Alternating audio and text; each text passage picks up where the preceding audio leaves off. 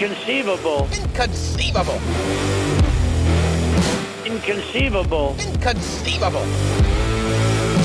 You keep using the word. I don't think it means what you think it means. My voice is 2 octaves deeper than the bozos you're about to listen to, but at least when they think, they do it hardly.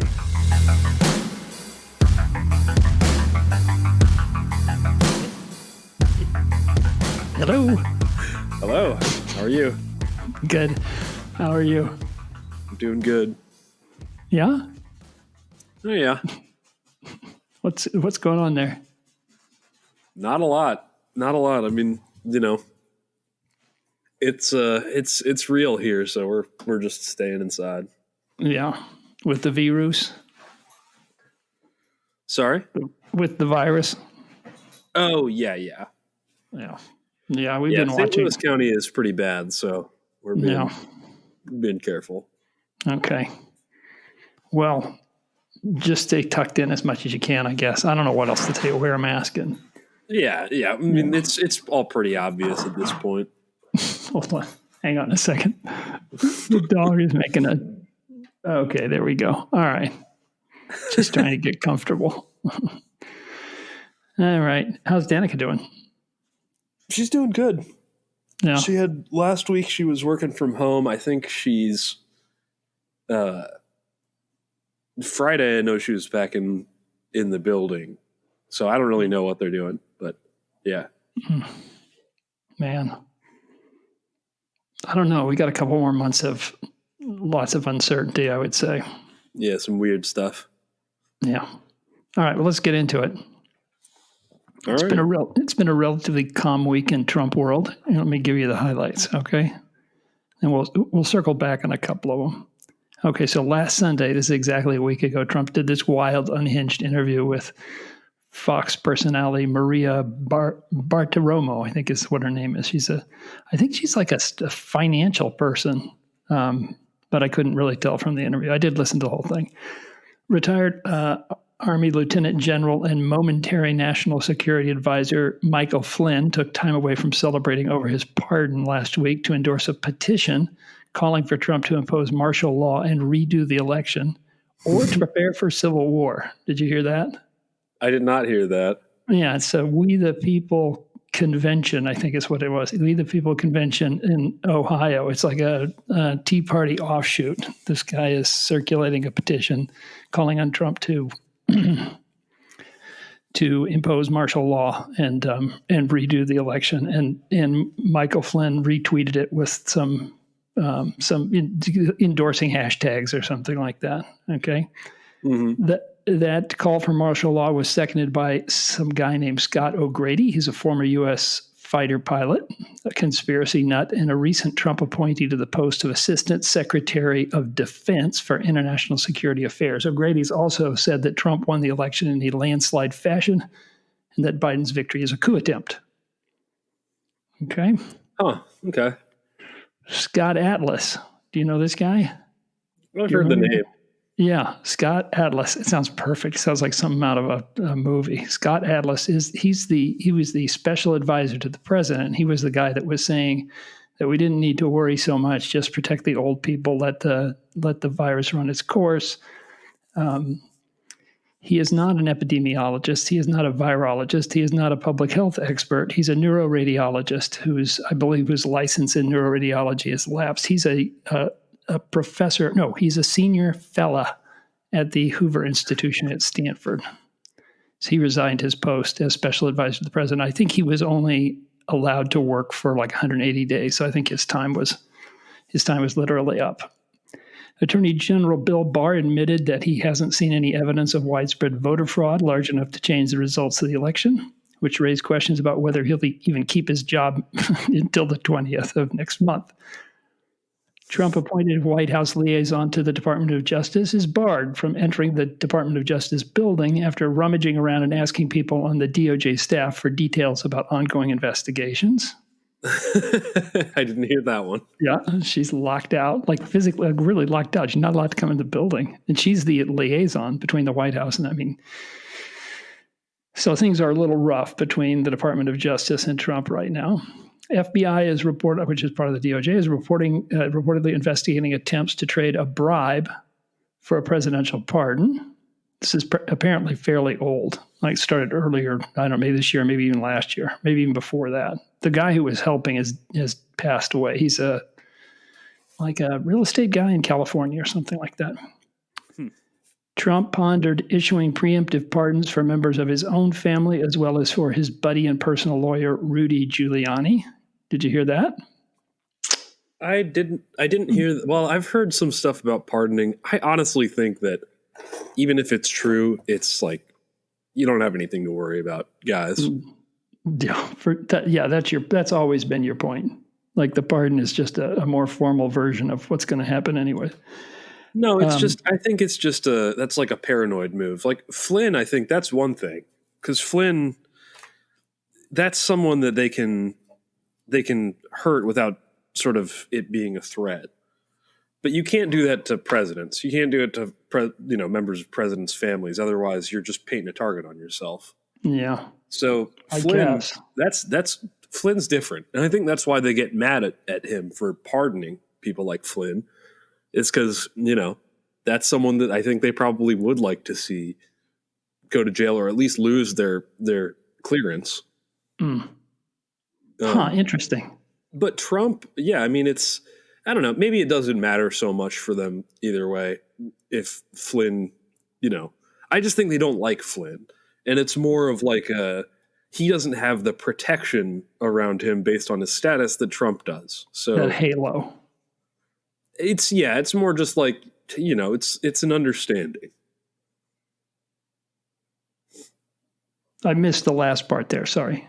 I was saying, I think it's an understanding that I see. They have. Okay. Not really necessarily, because I think if it really was understood, Trump wouldn't be thinking about any of this stuff. But it's just, this is a report that he's pondering it. He might be asking about it, but who knows? I don't know.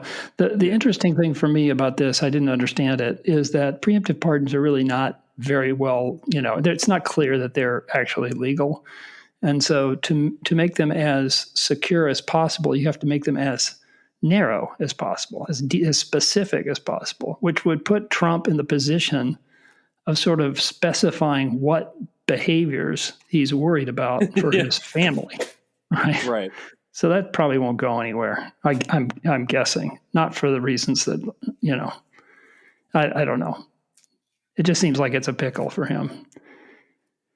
Okay. 2 more things this week, and then I'll review quickly what happened in the Biden world. Okay. Trump aired a 45-minute diatribe, or what I like to think of as his top hits about why he won the election. And he aired it on Facebook because mainstream media refused to even cover it. It's interesting. It finally crossed the line, I guess. And then Trump calls Governor Brian Kemp of Georgia to ask him to convince the state legislature to ignore Biden's victory and appoint their own slate of electors who would give Trump the state's votes in the Electoral College. Kemp declined, and then Trump attacked Kemp on Twitter. Yeah. Yeah. That's such an interesting one, too, because people are freaking out about him basically kind of jeopardizing these special elections. By, calling into question whether there's any reason to vote if it's all a sham. And people are saying, well, these guys aren't going to do anything for Trump. Why should I vote for these Republicans? Wait, who's not going to do anything for Trump? Oh, I see. The Georgia Republicans, the Senate Republicans, basically. They've put themselves in a position now where there is, I was a little bit skeptical about this at first, but I've seen some buy-in from like real conservatives on Twitter of basically doing their own kind of boycott type thing and saying like, well, screw you guys. You're not going to do anything for Trump. So why would I vote for these guys in this runoff election? I don't know if they're Georgian, so it may not matter. Yeah, it may not matter. It also, the logic may not matter, right? I mean, this is the thing that one of the many things that I've started to learn, or at least become aware of. It may be completely fine for Trump in the same rally to say that that Georgia, is full of fraud and they stole the election from me and I really won Georgia, and get out and vote. Your vote matters. I mean, it may be that the people he's talking to, that contradiction may not matter to them at all. No, that's right? exactly what I was saying. They're both arguments to vote for conservatives or to vote for Republicans, and maybe the people that he wants to get out and vote don't have any problem. Either they're not aware of it, or they don't have any problem with a logical inconsistency.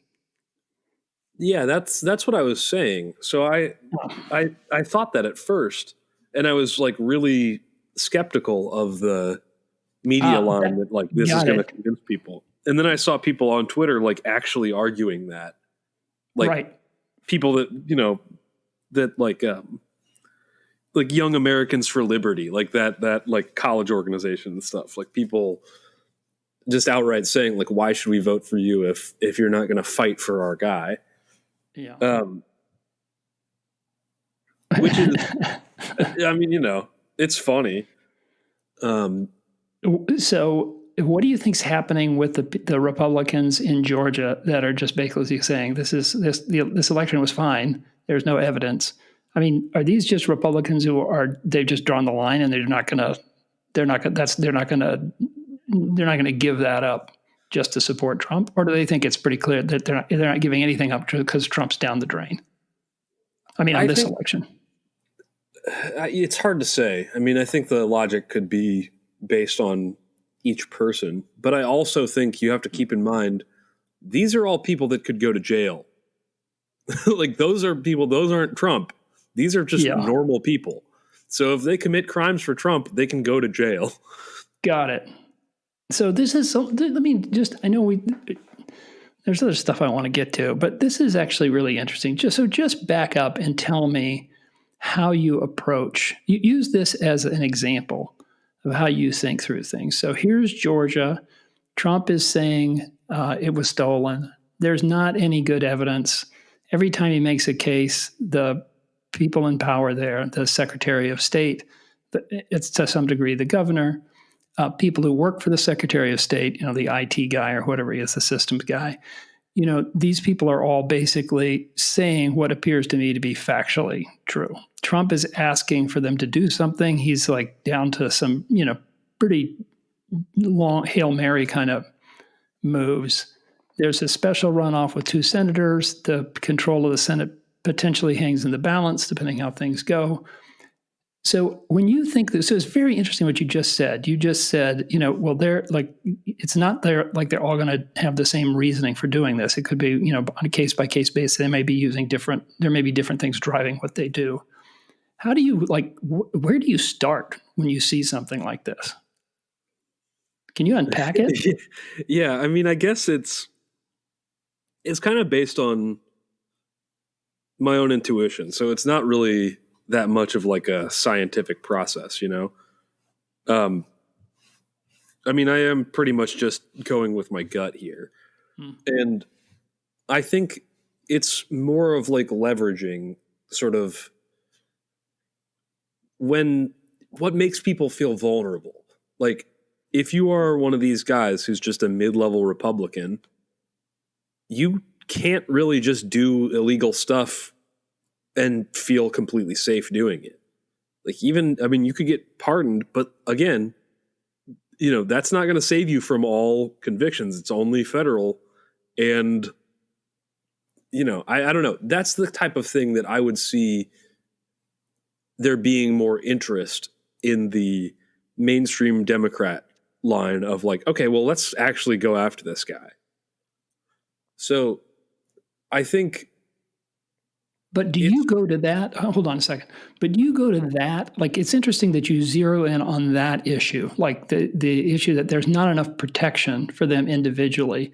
And that alone would be enough to cause hesitancy among any of these folks that we're talking about.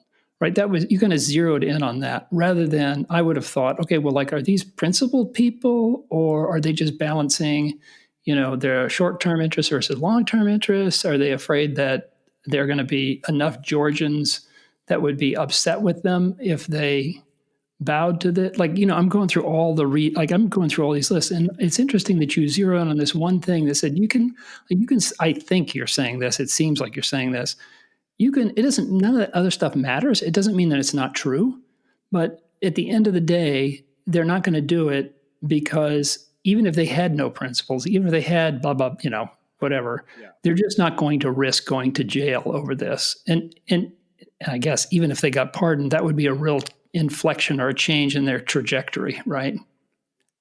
Yeah, that's the type of thing where if you were like, okay, these Trump people are going to be in charge of the party for, decades, maybe you do something that's risky for them. I think most of these people are not, don't see that as being likely. But to back up a little bit, I think it's kind of oversimplified. Not even oversimplifying. I think the problem is that everyone, in government or not, has principles and is willing to break those principles for an important enough reason. At least in some way. Pretty much everyone. Yeah. And so, it's hard. That's why it's hard to make these calls based on that. Is because I don't know that guy. I don't know, how principled he is. I don't know how much pressure it would take for him to deny those principles. I don't know how much his important or his sort of perceived importance of these events would allow him to ignore his principles.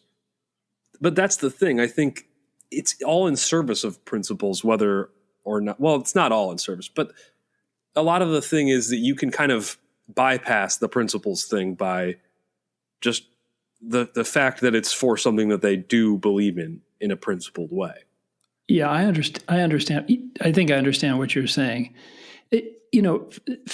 This is a little fascinating to me, and I don't know if you either intend it or that's the whole point, or you don't intend it at all. But your assessment here actually doesn't depend at all on whether there was fraud or not. It only peripherally or secondarily depends on whether there's fraud. In other words, whether there's fraud or not speaks to the level of risk that these people would face if they did what Trump wanted.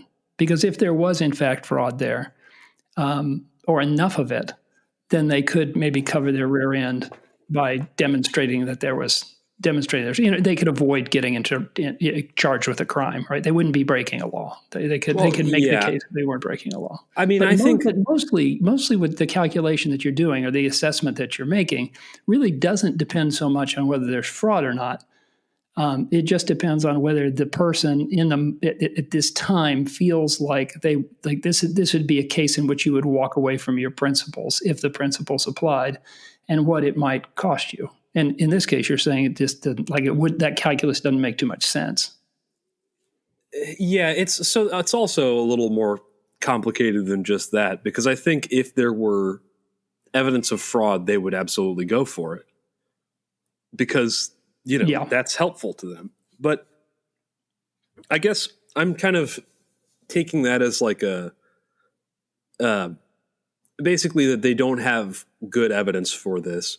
This is part of it too. I think the risk is mostly borne by the people making the case usually, and how that normally is done is with lawyers that go to court and argue things. So it's not this guy's job to make the call. He just will, he could put the responsibility on another party of saying, well, look, they investigated this.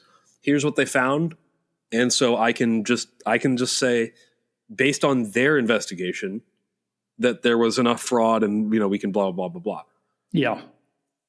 That hasn't happened. And so, like I was saying a couple times or a couple of conversations ago, I was waiting for this because you never really know before they actually try to argue these cases.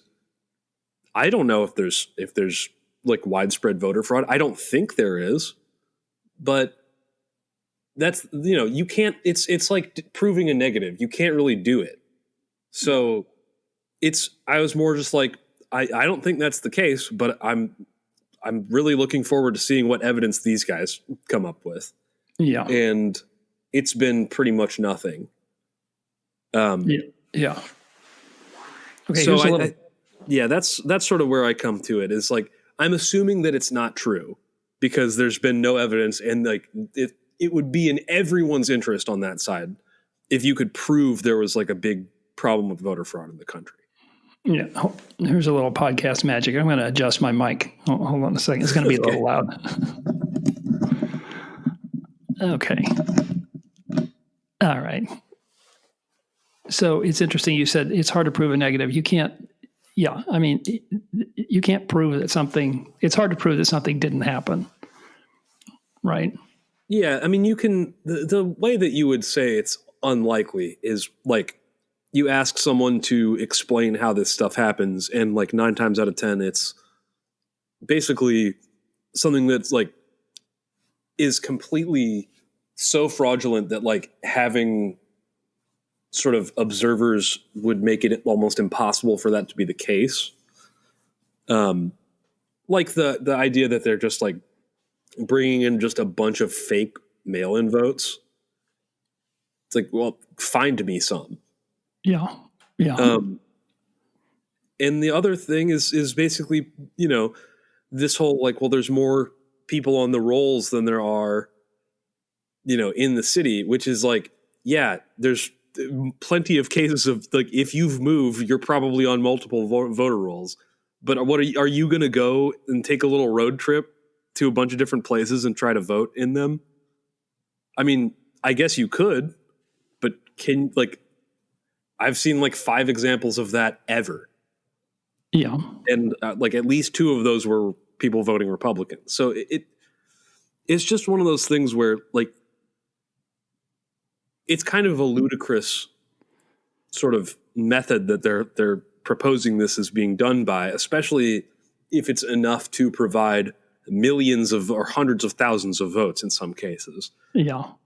Yeah. I mean, the way I think about it is that it's an extraordinary claim for the reasons that you just said. I mean, it's either somebody is controlling, what happens after the paper ballots, if there are paper ballots, like screwing around with the systems, right? Which wouldn't require a lot of people, and you could have a lot of, maybe you could switch a lot of votes or gin up a lot of things, but there are protections against that. And I mean, but that's, that would be one way to do it. None of that's really panned out. I mean, all the claims that they're making, almost all of them are completely ludicrous. I mean, the votes being tabulated someplace else, that doesn't happen. It literally doesn't happen. The tabulators are sitting right there. So it'd be either that, or what's even more far-fetched, I think, is the other explanation is you got to have tons and tons of physical ballots, and then you got to you got to somehow cook the polling books with those, unless they're mail-in ballots, and then you got to somehow get the mail-in ballots. They have to actually go through the mail. Yeah. And then you got to think about thousands or tens of thousands or even hundreds of thousands of ballots like being moved around the state and dropped in mailboxes. I mean, it's a big deal. So it's either a computer, an electronic sort of digital sort of scam, or it's literally stuffing the ballot box. The second one requires a lot of people, and there would be, I mean, the lid would blow off of that really quickly, right? You can't find enough people to do the physical work and keep them quiet. So I agree with you. I think you should never say never. And for sure there's fraud. The question is it fraud that's big enough to do anything? And is it just this kind of fraud that normally happens, or the hiccups or whatever that normally happens? And I just don't. I mean, I think it's incumbent upon them to come up with extraordinary evidence if they're going to back up this extraordinary claim, and that apparently just hasn't shown up, including these videos of they're saying that the Republican poll watchers were told to leave, and there's a video, and they pull out suitcases and start running them through the tabulators, and it all sounds nefarious and it all looks kind of spooky until you learn that those suitcases are just the normal secure boxes that they use to transport ballots. And it doesn't seem so nefarious if you turn off the scary, voiceover from the OAN network. Yeah, that's the thing is it's all based on this extremely circumstantial stuff, which, I think the thing is that it's more I think it's more of a strategy of getting people who are not involved in the process at all to think one way or another about it. Yeah. I think that's really the point is getting people to say, this is fraudulent based on these videos, not actually winning these cases. Well, it looks odd. I mean, it looks odd because we don't ever watch these things. It doesn't, right? We haven't watched hours and hours of this. Probably extremely slipshod. I mean, think about it. Yeah. Think about how much work that is, and think about how much work our just Americans normally do. Yeah. And this is like an extraordinary one where there's tons of these mail-in votes. Normally we're used to just having everything done by the end of the night. And so people, I'm sure, are running around like chickens with their heads cut off on election day. Yeah. Well, okay. Do you want to hear, this is Biden's week. I know I spent a lot of time going through Trump's week. We'll circle back on some of Trump's. Here's my assessment of Biden's week. He nominated somebody for a post who's had some nasty tweets, and she deleted them. She deleted them. I'm very, very familiar with Neera Tanden. He announced that there's going to be a cat in the White House, and he fractured his foot chasing the dog. That's pretty much it. Yeah. I don't know what we're going to talk about after January 20th. I mean, I guess Trump will still be doing Trump stuff. Well, we're going to talk about all the Mr. Magoo, Benny Hill stuff that Joe Biden gets up to. Okay. Well, you've comforted me that there will still be material, and I guess there'll still be funny. I think there'll still be a lot of problems to talk about for sure. The thing that sucks is that we're going to have Kamala around, and that's like basically having like a Hillary type in the none of your attempts to be funny will work. It'll only be funny she'll only be funny in spite of herself. And I don't think it'll be. They won't be that good. I don't think it'll be very entertaining. Yeah.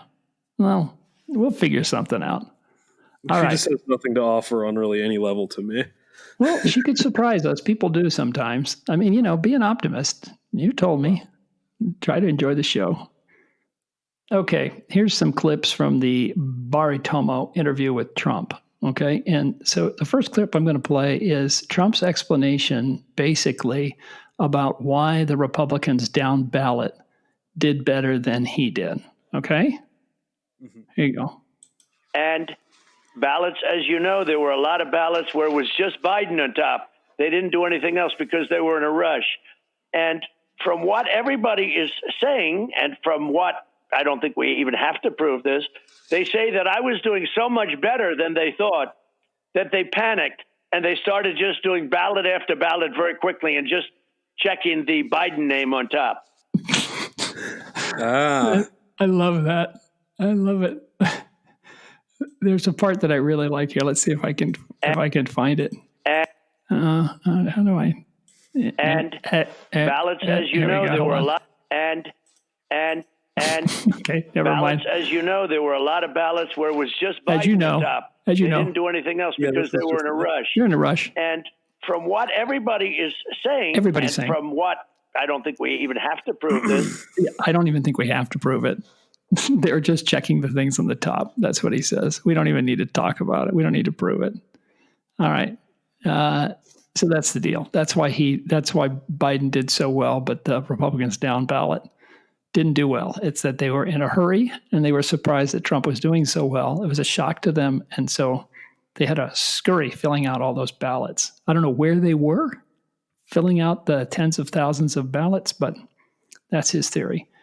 Okay, here's a question about Maria is asking Trump about the FBI and the DOJ. Where is the DOJ and the FBI in all of this, Mr. President? Missing in action. Can't tell you where they are. Don't know. Missing in action. Doesn't know a thing because his special liaison has been locked out of the building. Here he gets even a little more serious. Listen to what he says. He suggests that the FBI and the DOJ were complicit. This is total fraud. Oh, yeah. And how the FBI and Department of Justice, I don't know, maybe they're involved. God. I mean, all right. So it's the same. I know I shouldn't be getting so wound up about this, but it just, it's like he's burning down the house. Here, this I really like. It's what's that? It's already so like, I don't know. It just seems so late for this. Like he already did the damage like well before this. You think? Yeah. And it's not him either. Like there's the people were like this. That's why Trump got elected. And those are the people that he's playing to. No, I don't know, and man. It's not their fault either. It's not those people's fault. I don't think. What do you mean it's not their fault? The heck are you talking about?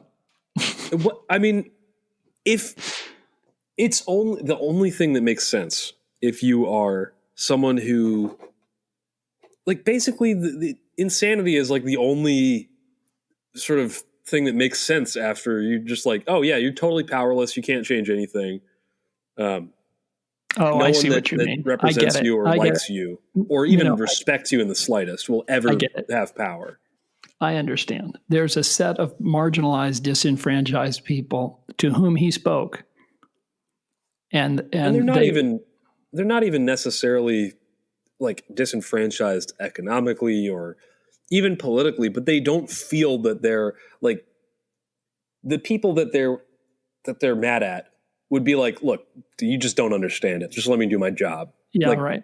You know what I mean? Yeah. They didn't respect them. They didn't respect the Republican voters. Yeah. Which is true.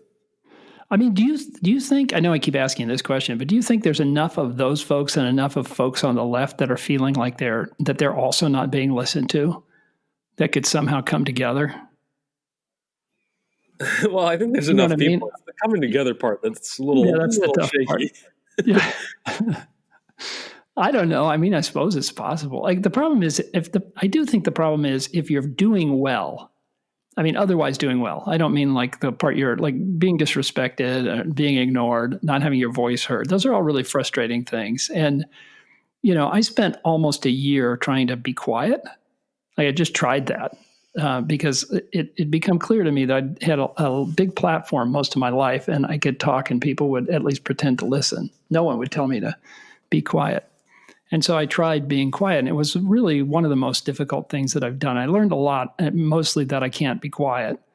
But I also got a taste, maybe not the taste that you've gotten, but I got a taste of how frustrating it is to not be heard. I mean, even if you're the one keeping yourself from being heard, after a while, it's like there's kind of this pressure cooker, and you just feel like you want to scream. I am here.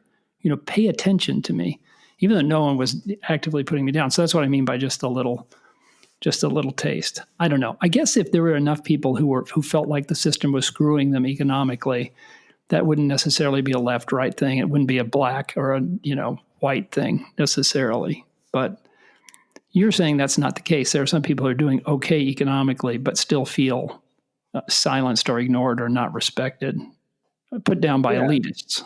Yeah, absolutely. And that elite thing is not a right or left thing. I mean, I think a lot of the time they'll say it's a left thing because that's a tactic. Yeah. But, they'll also talk about like rhinos and stuff the same way where, it's like, this is just some guy who's rich and wants to protect himself and doesn't care about me. It's like, yeah, that's pretty much everyone in politics.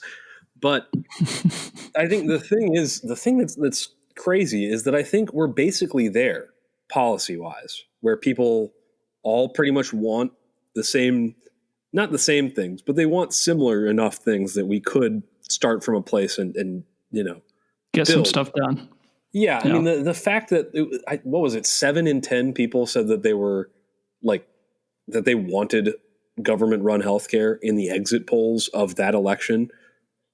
Yeah. It's in November. It's a huge change if you just think like maybe even 8 years ago or maybe 6 years ago. The issue is that it's all tied to these parties that no one likes. Yeah. So there's no way that Republicans are ever going to offer you that, bar none. And there's no way that Democrats are going to offer you that in a way that works. Yeah. Yeah. Well, yeah. Yeah. The way that works, the way that the way that works requires some constraints on cost. That's what makes it sustainable. I mean, that's what makes it workable. And it's not rocket science. Other countries have done it. But you have to be willing to take money, literally money, away from doctors and hospitals and nurses and drug manufacturers and device manufacturers and like that whole delivery chain is it's not quite a monopoly, but it's got monopoly features to it, which means it exploits and extracts value that's not generating any. I mean, it extracts wealth that's not coming from generating value for a large part of it, and so it's hyper protected politically. That's the challenge. Yeah. And I think that's the new business model of America, basically, is these not quite monopolies.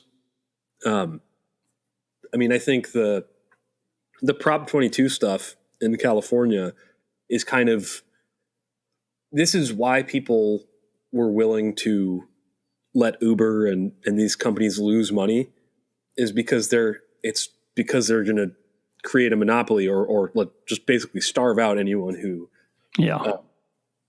can't just lose money on their level. Yeah. So, I mean, that's like the business model is literally just having enough money to just siege the other person out. Yeah. Right. And I mean, cable works that way kind of. I mean, they've kind of already cut everything up pretty much, but like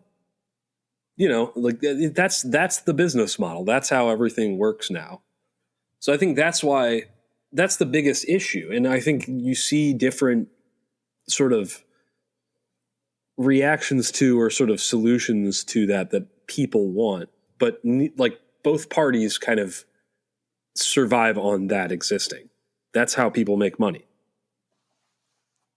Yeah. It's so interesting. When there are these big mergers, there's a huge review. I guess it's the SEC that does the review. I think that's right.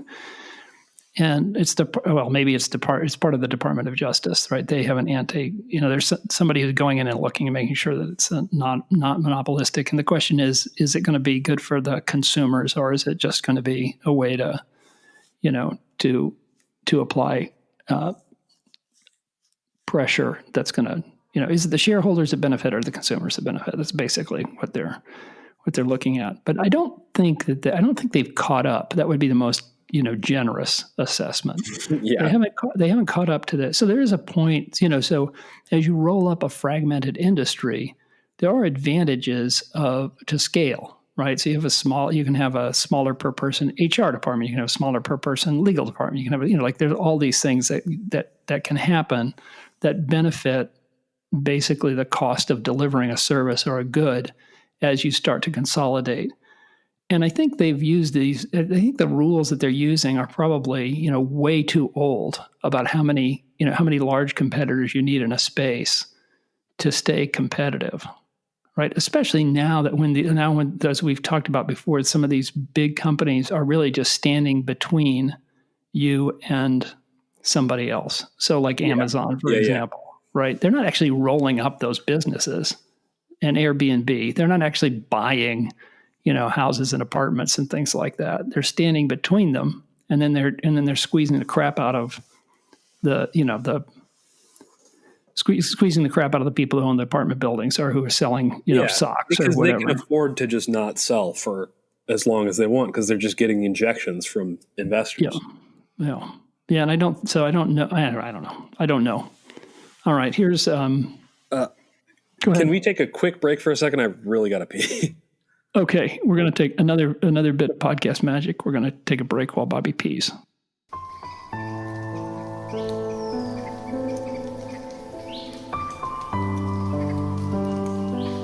Are you interested in getting your message out to 10 or less loyal podcast listeners? Do you want to advertise your product or service in an effective manner? Well then, you should consider placing an audio advertisement right here on the Thinking Hardly podcast. Now, back to the riveting discussion. Okay, we're back. Let's see. All right, here's Trump. This will be more like our vintage Trump. He's going to warn us what might happen if Biden takes office, and then he goes completely off the rails. Antifa is bad news. Nobody wants to do anything with Antifa except me. If I wasn't here, Antifa would be running this country right now. They'd be running the country. If I'm not here, I'm sort of your wall. We're completing the wall like I said I would. Everyone said you'd never be able to do it. That's another one I got built. That's another one I got built. I got it built. I love it. I'm your wall.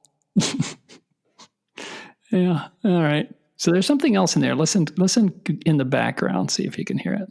Antifa is bad news. Nobody wants to do anything with Antifa except me. If I wasn't here, Antifa would be running this country right now. They'd be running the country. If I'm not here, I'm sort of your wall. We're completing the wall like I said I would. Everyone said you'd never be able to do it. That's another one I got built. Yeah, that's another one I got built. Okay, you'll hear it in this one too. Okay, Maria's going to ask him about the role of big tech in censoring. Listen to what she says. Big tech and the media have been censoring you and getting more aggressive at it. The president of the United States and others being censored literally during a constitutional crisis. What can you do about it? Oh my God. Okay, so are we literally in a constitutional crisis right now? I mean, I guess you could call it that. Okay, well, you're being really nice to her. It doesn't really sound like. That's the thing is like. Have technically, to the point? Every day is kind of a constitutional crisis. But but we haven't really. Trump has not said he didn't lose. He said the election was rigged. He said he said I won by a lot several times. I know, but he didn't say he's not going to leave the office. We're not in a constitutional. Yeah. We're getting closer to a constitutional crisis. There's something else, though. Listen, you'll hear it again. You heard it in the first. Maybe you heard it. Listen again. Big tech and the media have been censoring you. Well, first of all, just listen to her. You and getting more aggressive at it. The president of the United States and others being censored literally during a constitutional crisis. What can you do about it? What can you do about it? Okay, here's what he says. But it's not really what he says. Just listen to what's going on. It's massively powerful. It's massively corrupt, the media and big tech. You know what I learned? What? Trump is a pen clicker. Listen. Oh, I was trying to figure out if he's typing or something. Powerful. It's massively corrupt, the media and big tech. He's a pen clicker. Listen, here's from The Simpsons. If you've got to do something, click this pen. Man, I wish I had one now. Listen to this. I got one with a cap. No, that doesn't work, man. You got to have like a cheapo clicker. Listen to this. There's a whole. So if you start looking online for pen clicking, there's a whole ASMR, whatever that is. It's like listening to noises. Listen to this.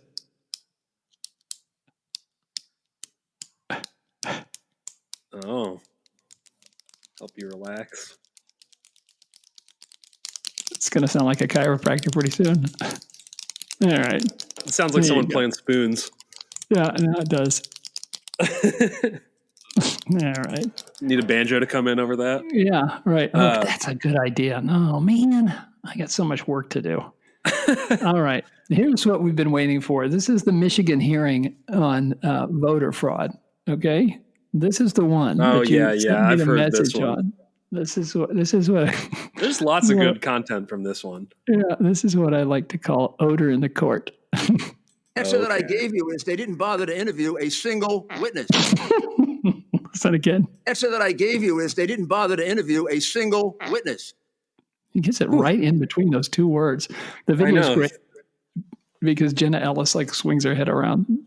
She does it both times. She does it both times. There's another one. I didn't get the other one. Man. You should watch the YouTube video I sent you. I think it was before that one. But that's the good one. There was another one that was like he was a little more successful in covering it up.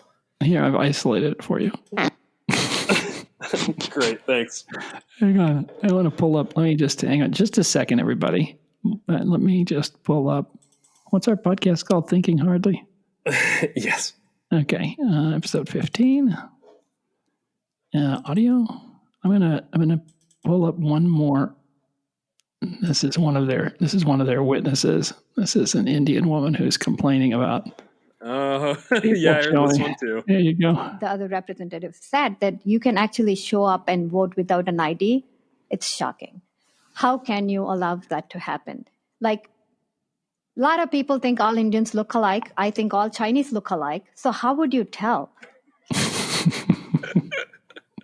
Here she goes.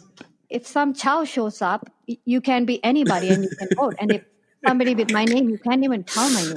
Anybody can vote on my behalf. So she goes on to say that it's really critical that they use voter ID, like have voter ID, and everybody applauds. But if you go look in Michigan, you actually have to have ID to vote. There isn't. You can fill out an affidavit, but you really have to have.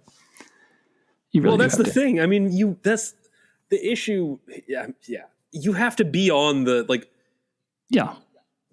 It still doesn't make any sense because if then more than one person shows up with your name, are they going to allow that person to vote? Is that really how it works?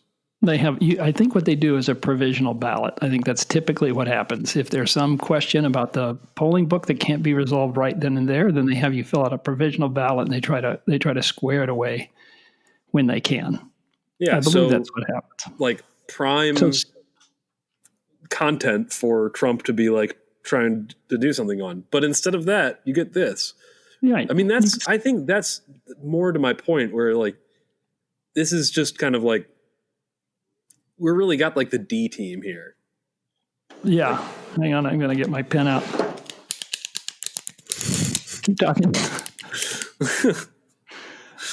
I'm trying to figure out what that's about.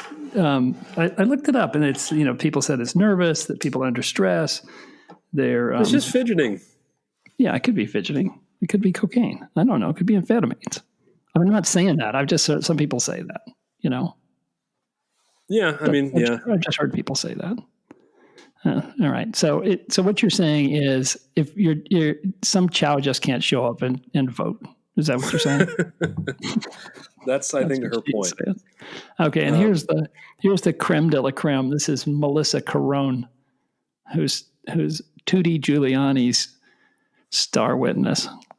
The poll book is completely off. Completely off. Off by 30,000? I'd say that poll book is off by over 100,000. Okay, so just to make it clear, she's being questioned or not questioned, but not interrogated, questioned by a Republican House member. This is a what's it called? It's a oversight committee, Republican oversight committee in Michigan. So he's asking her these questions. ID. Oh, sorry. Should be the Hold on. Whoa. What's going on here? One at a time, please. The poll book is completely off. Completely off. Off by 30,000? Off by 30,000? I'd say that poll book is off by over 100,000. That poll book? What? It's like the biggest number she could think of at the moment was 100,000. I bet that poll book was up by like a bajillion. Okay, here we go. She seems fun, I gotta say. Yeah, I'm sure she is fun. Here we go. Here she's going to turn on. It sounds like she's having fun. Yeah. This is like her. This might be her big. I don't know. Maybe she's going to be maybe she'll have a satellite show with Trump. I don't know. The registered voters on there. How many registered voters are on there? Do you even know the answer to that? No, I guess I'm trying to get Zero. There's zero. So, this poor guy, he's just trying to get to the bottom of something. And I'm just trying to find out. Do you even know? What are you doing? Did you prepare for this? Do you know? Zero. There are zero registered voters in the poll book. I gotta say, you have to give her some credit. It must be so awesome to just like completely like run over like state senator or a House representative. You know what I mean? Like just a government employee. It must feel so good to just like do that where it's not even a real conversation. It just makes me wonder. Must be awesome. Do you think this is how she actually is? I mean, what do you mean? I mean, do you think like outside of this setting when there are no cameras and she can't, I mean, do you think she's just like this all the time? Like she goes to Starbucks and orders a coffee? Do you think she's like, well, I think she's probably, do you know what your menu is? Do you know what the charge is for your? I would assume she's probably sober when she goes to Starbucks, but I don't know. Oh, yeah, that could be it. Well, that would explain it. Yeah, there's a little. Let's go back to the beginning. We'll get through this, but let's go back to the beginning. There's a little slurry here. Yeah, I'm not the first person to point this out. The poll book is completely off. Completely off. Completely. That 30,000? Completely off. I'd say that poll book is off by over 100,000. That poll book. Huh? Why don't you look at the registered voters on there? Huh? How many registered voters are on there? Do you even know the answer to that? No, I guess I'm trying to get the Zero. Here. Poor guy. There's zero. So whatever. The question then is if the guess how many? Wait, what about the turnout rate? 120%. So the poll book number. There's two things that could happen here. I love this about this guy. He's just saying, okay, look, let's just, if this is what happened, there's two things that could happen, right? He's going to he's going to break it down. The poll book number, if ballots were counted multiple times, there's two options. Option number one is that the poll book numbers are not going to match. They don't. The actual.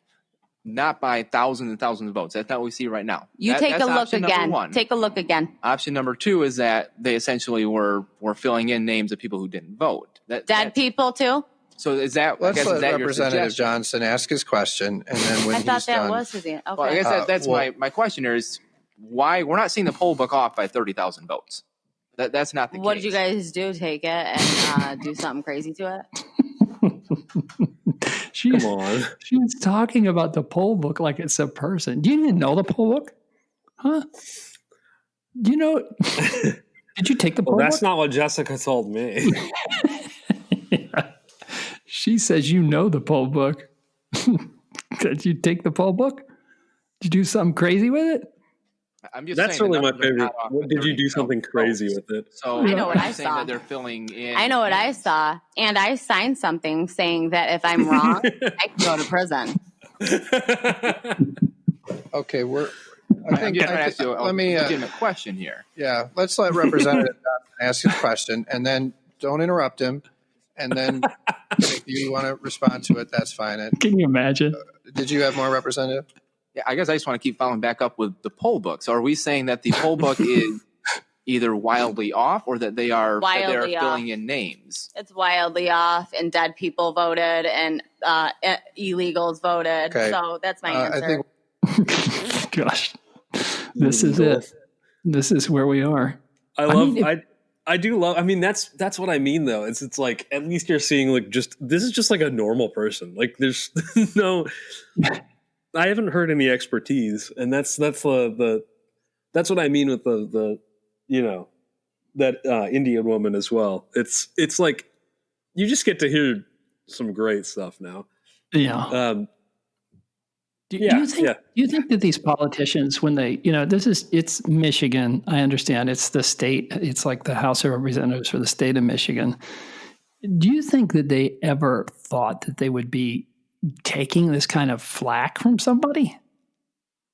I don't know, maybe. I mean, it's not like that's a new thing. It's just kind of like, I think most people probably expect to kind of graduate out of having to deal with that after you get out of like more local politics. But I bet this kind of stuff happens not that. Oh, you know what I mean? Right. In like state houses and stuff. Yeah. I bet that's pretty common. For sure. I mean, I guess that's right. I mean, I suppose that's right. It's just that there's not CNN and whoever else there whoever it was that's taping this. I don't know. Maybe it wasn't CNN. I have no idea. But now it's like she's like a superstar. Well, yeah. I mean, for now, I'll never forget her. Things move pretty quick, dude. You got to think about it. I shouldn't say that. I say I'll never forget her. Yeah, I mean, yeah. You just gotta forget her. Yeah. Do you think back to January and see how much stuff you could remember that happened that month? Yeah. Well, my girlfriend from high school, I said I couldn't remember homecoming in one of our episodes. My girlfriend from high school sent me a message and said, that really hurt. I said, I don't. I mean, I'm sorry. But watch your words. No, it's like I just told her, I'm a mess. I don't, This is how it works now. Yeah. I've got about 6 months up here. That's it. Maybe. I don't even know if I have 6 months up there. And then stuff from when I was like 3.5 years old. Yeah, right. Yeah, that was the thing. I can remember. When you were sending me text messages about New Hampshire, it really rocked me. Like, I don't know. It was really, I really want to go back there with you, but I'm afraid to go back there with you because it's not going to be, because I can't go back there with you. You're not you. I mean, but I don't know. I mean, I just realized how, I don't know. There's a lot of stuff I guess I didn't know I knew. Yeah, I think there's something kind of special about places that you used to be. And that is, I mean, there's in a way, it's not the same when you go back, but there's it's kind of a different sort of value of going back to places. Like California, I think, is the example for me because I've been there so many times over such a long period of time that I've seen it change. Yeah. But I mean, it's still, there's some really cool stuff about kind of going back and seeing places even if it's not the same, like just going past where like Mel's was and stuff. It's just like, oh, wow. You know what I mean? This was the donut shop. That's what we'd call it, a donut shop or donut stand. That's what we used to call them, even if they were part of a, donut stand that your grandparents would take you to all the time. Yeah. Right? Do I have that right? I don't know who Mel was. It was run by Vietnamese folks. I think. I don't know. Maybe there was a Mel at some point, or maybe that's Mel. I have no idea. Your grandfather Poppers, my dad, if you bring up donuts, just do anything and bring up donuts, and he will tell you now about this donut stand that's across the street from where he lives now in Orange. And the thing that he'll tell you is that it's open 24 hours a day, 7 days a week, 365 days a year. It never closes. That's kind of the line he will say. It never, ever closes. It's not closed on Christmas. It's not closed on New Year's. It's not closed for cleaning. It's not closed. They're open all the time. That's what I'll tell you. We went there, and the donuts are really good. I mean, they're great. I'm kind of annoyed he didn't mention it to us while we were there. Oh, man. Probably could have used some 2 a.m. donuts or something. Oh, I mean, that's the weird thing. We went at 3 in the afternoon and there were fresh donuts. I don't know what they're doing. I have no idea. Or maybe we're out of maybe we're off our donut game because there aren't donuts here. You don't get donuts here. Yeah. Yeah. Well, we're right next to, we haven't been to Donut Palace in a while. We're pretty close to them. Yeah. Man, I remember that place. That's still in that family too. Is that right? Yeah, there's all kids working there every time I'm there. That's fantastic. Good for them. Yeah, I was surprised because I did go after March sometime this year, and they were still open. They're still, they just closed their indoor dining little area. Yeah. So they're operating right now. You mean through the pandemic? Yeah, yeah. Still Donut Palace. Still, I don't remember their name, but. The family. Anne, whatever. I don't know. It's Anne, I think, is the lady that owns it or runs it. But I haven't seen her there. What would be and it's not a drive-through, right? It's just a donut. It's like it's a donut shop. Yeah. Just a little donut shop. And what would be your go-to donut right now? Well, that's it depends on the place. Mel's, I would always get the maple bars, but the maple bars, we don't really get very good maple bars here. That's correct. That's true. You're right. Like a California maple bar is different than a Missouri maple bar. Yeah, or at least I don't like donuts enough to like try all different places and find good ones, you know? Yeah. But yeah, I don't know. That was always my go-to. I guess from Donut Palace, the classic is the cinnamon roll. Oh, that's also good. Man, you're naming some good ones. I know. This podcast completely switched gears. Not from me. I mean, we're not going to do Billy's not up, so we're not doing the quiz show. So I guess we got to fill some time, huh? Well, no, I was just trying to cleanse my palate. I always try to end on a happy note. Yeah, that's true. Yeah, Gina's would be a maple bar also, and mine would be a maple bar. But something weird is happening to me, either as I'm getting older, as we're living here, where the desserts are not nearly as sweet. I've become slightly averse to really sweet things. So a maple bar might be on the edge. Like I might just want a plain cake donut and a cup of coffee. You know what? Wow, that is what old men do. That's true. That's true. Right? I kind of felt the same way up until you said plain cake. I'm not. I'm definitely I can't. Well, I can't take a lot of sweet stuff. Like I used to like cake a lot. Now, like most cake, if there's like a decent amount of frosting on there, I just can't do it. Really? Yeah. But donuts, that's one thing. I was actually thinking about that when I said the maple bar, because that's the problem that I have with the maple bars here, is that they're just so sweet. They're too sweet. It doesn't taste like anything. It just tastes like, like frosting, like sugar frosting. Yeah, which is what I used to like. That would have been perfect.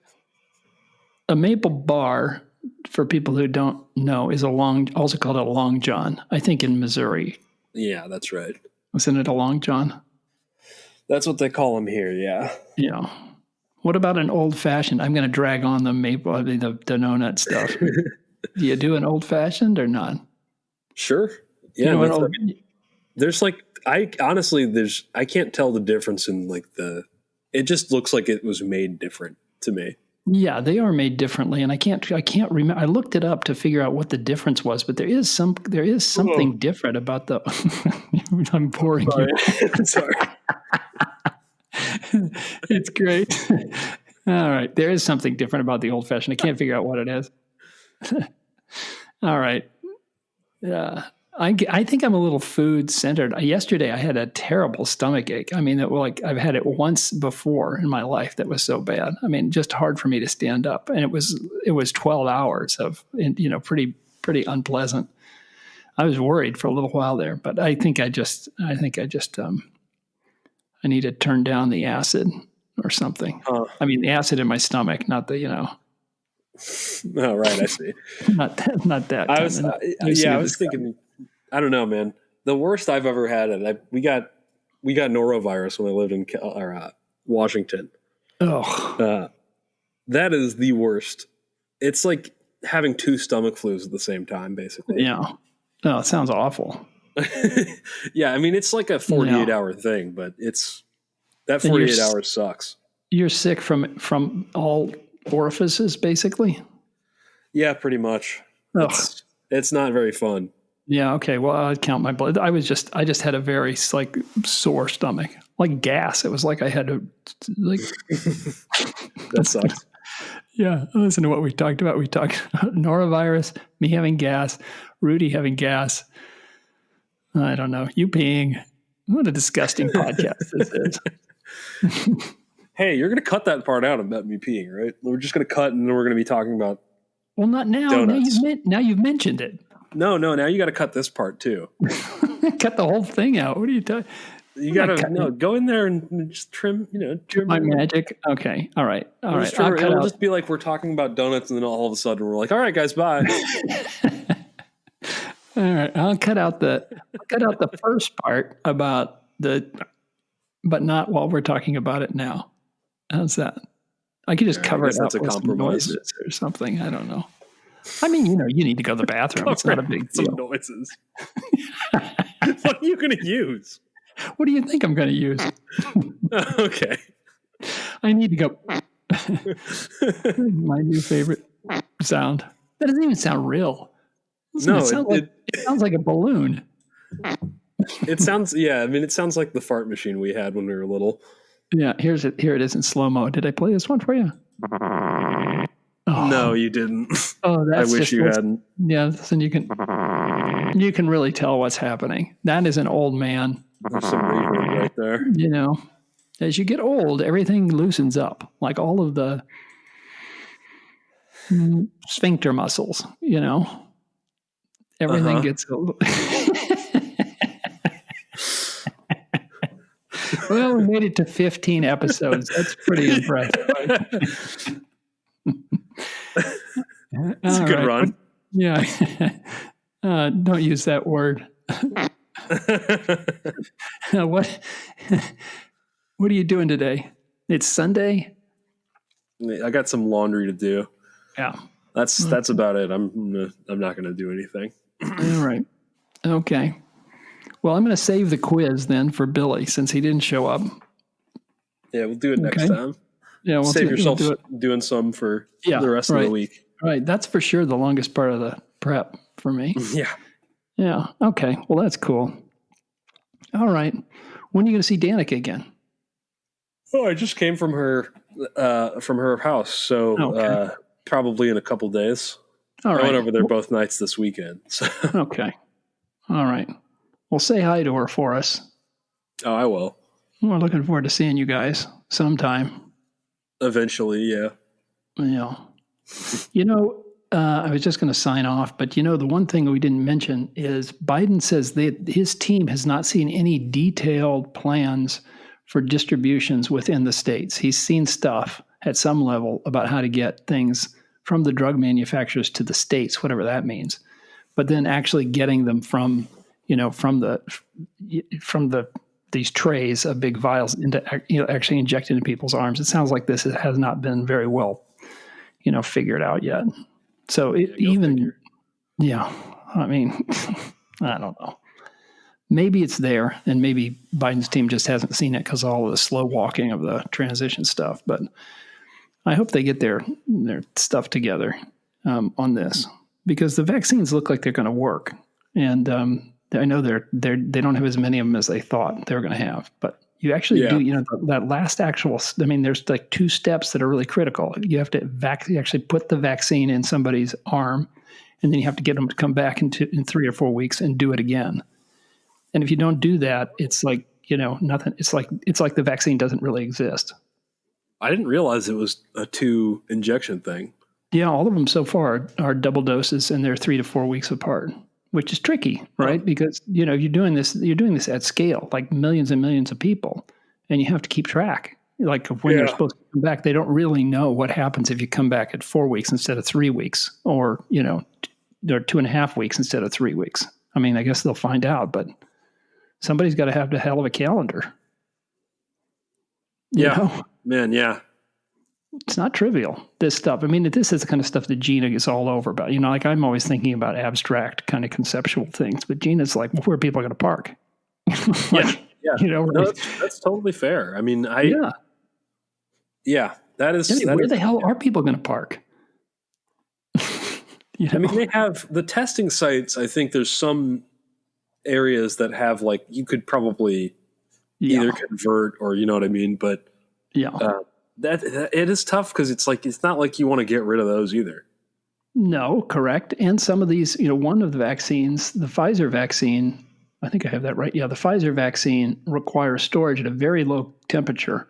Now I think you can go for about 24 hours where you can just use dry ice or something like that. But you can't but then you got to know exactly how many doses that you want to have in that big place with all the parking. There's all these, there's like the intersection between has ample parking, is freeway close, and has big ass, freezers, and then getting enough staff. Like it becomes pretty tricky really quickly. And it's at the level of, communities and cities and parts of cities and neighborhoods and all that kind of stuff. And it's, the more you think about it, the more daunting it all becomes to me. I mean, there are people who do this kind of stuff or things like this all the time. So it's not like there's a shortage, but it takes time to do it. And you would think that with the warp speed thing, somebody would have been working on this while the vaccines were being trialed. You would hope. Yeah. I guess I don't really know. There probably are more plans than we know about, but I don't know. Well, the worst thing would be I don't know if it's the worst, but a bad thing would be if each state was, kind of trying to do this on its own. Some states would do a good job of it because they've got enough of the right kind of people in their public health departments. And then other states might not, they may just not have anybody who can do this, right? I mean, why would you? You wouldn't have somebody standing around for 10 years waiting to plan to do millions of vaccinations. That's the problem with laying it on the states, right? You want, I don't know. Oh, now I'm upset again. No. I mean, that's the thing with this is it's all just based on like lack of information. Yeah, you're right. And anytime there's a lack of information, clearly after, talking to you every week, it's clear that anytime there's a lack of information and it's an issue about which you are interested, how one reacts says as much or more about you than it does about the situation, right? How you interpret that video of people, taking the boxes or suitcases and all that kind of stuff, right? You don't have any information. You have this one video and it's of something that you've never seen before. And there's a voiceover that's telling you what it means, or there's no voiceover telling you what it means. It's like a Rorschach test. It's going to say more about you than what you're actually looking at. So the fact that there's, that Biden says he hasn't seen any plans doesn't mean there aren't any plans. It says a lot about what my fears are, but may not say anything about reality. No, totally. I mean, yeah, it is. That's just sort of the anxiety inducing thing about living in the world we live in now, which is just that there's no reliable information basically. Yeah. Well, I hope that's not true. I mean, the weird thing is that's not true. If you know something about the domain, you can pretty quickly like sniff out whether somebody who's speaking from some authority is actually saying something, reliable.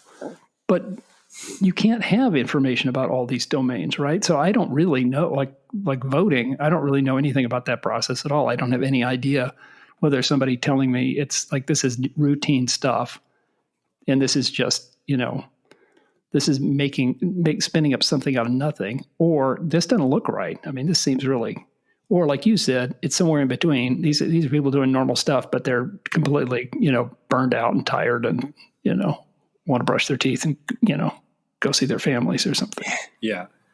I mean, that's more what I was trying to say is that you can't really believe it's like because of sort of the gap between your own understanding and the fact that we can't really, it's incredibly like it's hard to trust anyone who's in a sort of position of authority. You can't, I mean, I think that's why it's like a Rorschach test is because there's no one who can tell you reliably, no, that's not actually what happened. And there's no way that you can really learn that because at some point that's going to mean you're going to have to listen to someone else. Do you think that you can't trust anybody in position of authority, or are you saying somebody in a political position of authority? I mean, do you think, for example, that epidemiologists, for the most part, are sort of disinterested or interested but not conflicted, or they're both interested and conflicted when it comes to something like, say, how to handle the coronavirus or how to handle vaccinations? I mean, I think the problem is that they're trying to do a scientific method of this in a world where everyone, like, there's no certainty of information, and it's tough. I mean, it's based on your attitude. That's the problem. It's based on your attitude, whether you think that you can trust,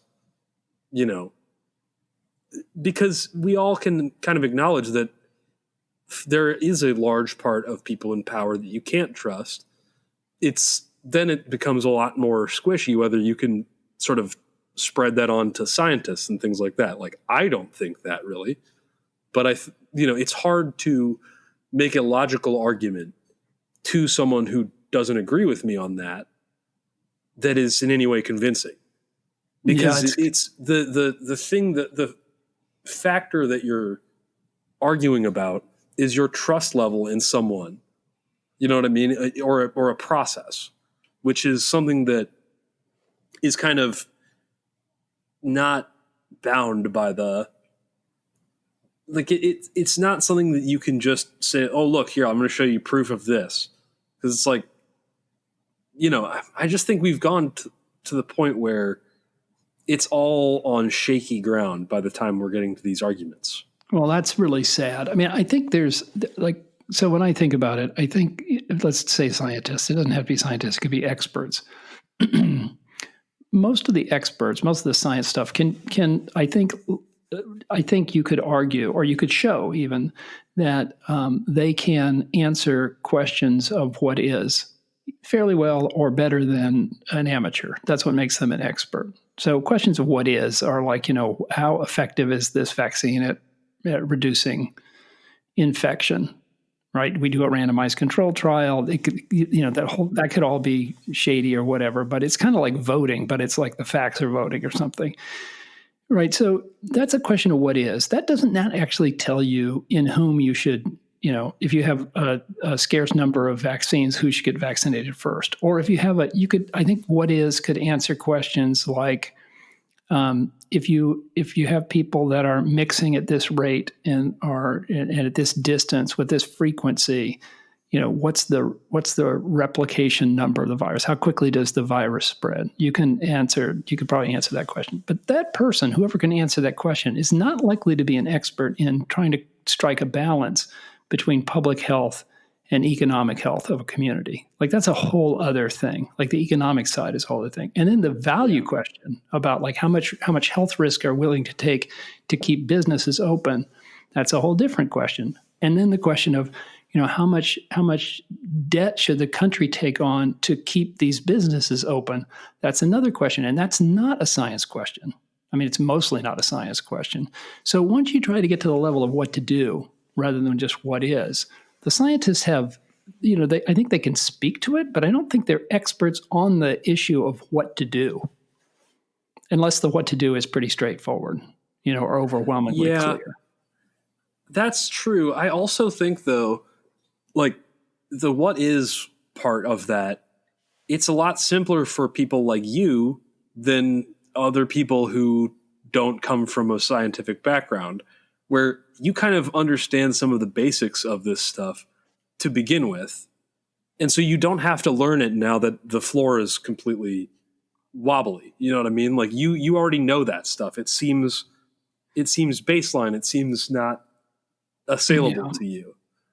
But like, to sort of argue against that a bit, like, think of when we were talking about the two vaccine trials, and there's one of them where they're both saying they have these great efficacy rates, but one of them has a much more, robust sort of testing methodology than the other one.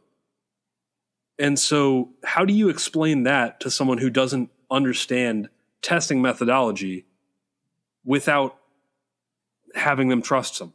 Yeah. I do think it requires trust. I think that's right. I mean, I think if your argument is basically that you can't trust anybody, and therefore, everything's kind of up for grabs and expertise doesn't, matter, then I think that's true. I mean, obviously that's kind of true. And I do think there is a trust problem. I mean, I think there's just a general trust problem. And I don't know really what the solution is, because we live in a world that's so complicated that we do have to trust other people. We do it all the time. I mean, I think the issue is that we constantly see people not fulfilling their duties and not doing the things that we need them to do for the society to operate in a normal way. Yeah, so I agree with that. That's what has to happen for anything to start from there. Yeah. I didn't mean that. That the lack of trust is somehow, the fault of the people who should be doing the trusting. That's not at all what I meant. I'm agreeing with you, I think, but I'm saying, I mean, everything. If you stop, I mean, in some ways, this is like the 50 bits thing. Our attention is focused on something, and so we're like really, everything else kind of fades into the background. But we don't really think about this when we get in our cars and drive around. We don't really think about this when you drive over a bridge or when you use your computer. We're sort of trusting all kinds of stuff. And I don't mean trusting from a nefarious point of thing. I mean, we're trusting that the engineers did their job when they built the computer and you paid for the parts. Like they're actually going to do what they say they're going to do. Now, it's a small thing because you can, if you make a mistake, you can back up and try again. But in some ways it fades into the background because you have to, when you sit on a chair, you don't run a bunch of calculations yourself to see, well, okay, is this actually going to hold me up? You just sit on the chair. And pretty soon you have every ounce of you trusts the chair to hold up your butt. Yeah. But some of these stakes are a lot bigger, like you're pointing out, like the stuff that we're talking about now, public health or the health, the economic health, or the mental health. Like just people's happiness with life.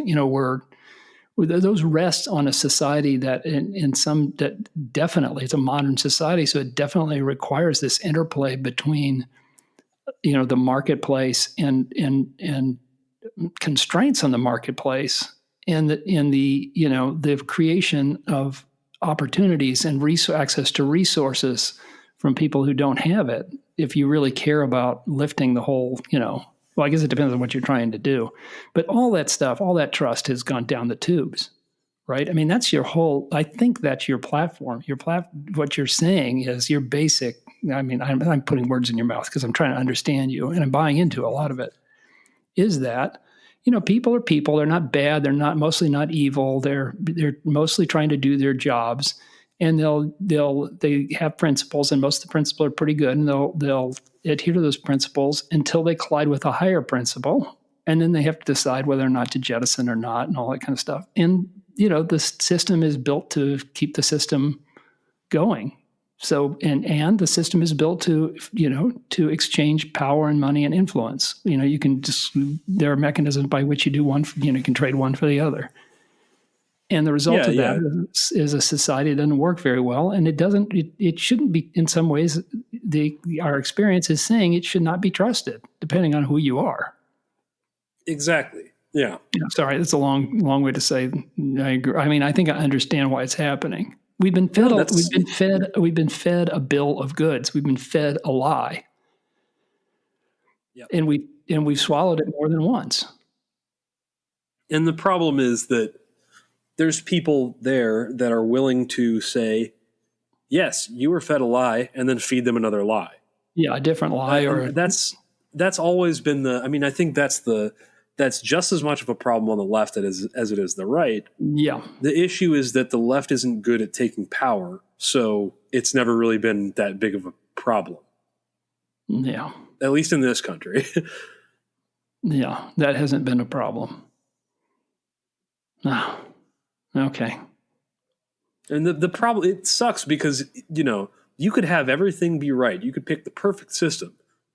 And if you're not really good at your job and surrounded by people that are also really good at their job and all have the same sort of end goal in mind, it can still go down the tubes very easily, Yeah. You do everything right, and it'll still not necessarily guarantee that you'll have a successful and prosperous society. Yeah, and so we're not anywhere close to that. So it's like it's right. I guess yeah, we shouldn't be worrying about that part of it. Right, perfection's not really the problem. Yeah, not even the pursuit of perfection isn't even close. I'm reading. So in our book club, I'm reading a new book, which is called, I think it's called Rewriting the Rules. It's by a guy named Stiglitz, who's a Nobel Prize winner, and he's had a bunch of other Nobel Prize winning people. And I haven't gotten more than into it in the first couple of chapters, but basically, the assessment is that the modern economy is not working that we've had, 35 years of supply side conservative, Reagan-esque sort of approaches that said if you took this, that all the boats would be lifted. I think that's what they said. A tide lifts all boats or something like that. It's a trickle down kind of deal, right? You make things better for business, and then business makes things better for its employees and all that kind of stuff. But those things don't actually work. So these businesses, you give them tax cuts and you deregulate and all that kind of stuff, and they end up, instead of reinvesting those things, which was the theory, get more employees, make more investments, spur innovation, produce services and goods at a lower cost, which helps consumers and workers. They just end up sitting on piles of cash because U.S. dollars are actually not such a bad investment, depending on what else is going on in the world. Mm-hmm. So I'm just really interested. This is a book that's a few years old, but not super duper old. I think that was maybe funded by the Ford Foundation or something. But they're going to say it's not his premise or hypothesis or assertion is that it's not just a matter of redistributing wealth. Like that won't really fix anything because the rules are broken. The rules are written to do a certain thing, and the system is producing exactly the outcomes that you would expect given those rules. And so it's about. I'm really interested to see what he has to say. I'd like to see how hard it would be to what's required to change to these rules. I suspect these rules are going to be pretty hefty, but I don't know. We'll see. Yeah, and that's the thing too. It is. Overall, we're talking about group sizes that we are not really so hardwired to understand how to navigate very well. So, it is kind of going against much of our instincts in a lot of these areas to try to solve these problems. So it's like, even the problem is that I think even if you have a really good rule set that you come up with, it just relies on a lot. That's kind of the issue is. So I think a lot of the sort of partial solutions that people bring up, I think are mostly an attempt to just lessen the pain and lessen the issues of right now as kind of like it's like palliative, you know what I mean? It's not like a solution, but it's something that'll help in the meantime. Well, it's interesting. I'll keep you posted as I read it, but that's a good caveat from you. I think those kinds, I don't know whether that observation is, I think it's correct. I don't know if it's, fundamental to this question, but it could very well be. It could be that things in the environment have changed, in like a social environment, have changed so much more rapidly than we've changed that we're still used to groups of, 100 or less or 50, where you can keep track of everybody pretty well. And you can figure out who can be trusted and who can't be trusted. And you can punish the people. I don't mean permanently punish, but punish, cheating or punish, a breach of trust, which is the way. That is the way we're wired. That's what distinguished us from a lot of other groups. So a lot of other animals. Mm-hmm. So it may be that the technology of society in which we have these gigantic, if you think about the United States, it's like a humongous number of people. And, and we're electing one person in a system to be president and then, 550 people to, be representing us. And, there's not an easy way to figure out who's breached our trust. Right, which is what a lot of our instincts are about, blushing and the ability to, there's all kinds of jealousy, there's all kinds of things that we're wired to do to really root out somebody who's breaching trust and then punish them, because it's the only way that cooperation works. It's the only way that a group can move ahead, and everybody win by doing so. I think maybe what you're saying is that we're at this point now where everybody's not winning by doing so, and we can't, and the people at the bottom can't really tell what the hell's going on, and certainly can't punish people. Yeah, and even if they, exactly. Even if they could understand, it's a lot different to understand what's going on than to challenge it. And I think also, now that we're in kind of a globalized system, you can't just kind of eat the losses easily. Yeah. You can't just sort of assume that things are going to work in a way that will benefit the country anymore. So, yeah.